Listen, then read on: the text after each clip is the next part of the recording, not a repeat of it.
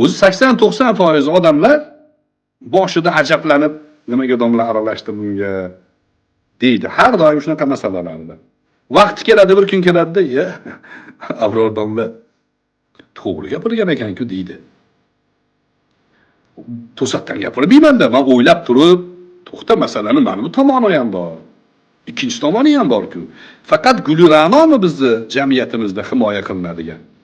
Qarshi tarafdagi ichki ishlar xodimlari himoya qilinmaydimi? Ularning onasi munis onaxon emasmi? Ularning ayoli iffatli ayol emasmi? Ularning qizi bor, o'g'li bor, bolasi bor. Ha? Ular ham mo'tabar. Ular ham bizning millatdoshimiz. Ular hali unaqangi ya'ni xunuk ahvolda rasmga tushgani yo'q. Kecha shunaqa desam aytayaptiki,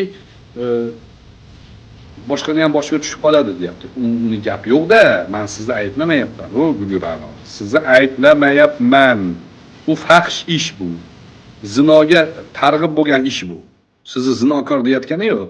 Zino deganda faqatgina o'sha erkak bilan ayolni noshar'iy bir-biri bilan jinsiy aloqa qilish tushunilmaydi. Ko'z ko'rishi ham zino. Yalang'och xotinni ko'rib turibdi. Videoda. Zino ko'z zinosi. Bunaqa fahsh gapni ha deb takrorlayversa ham zino bu. Mana ba'zilar onasining avratini qo'yib yozadi. U ham zino.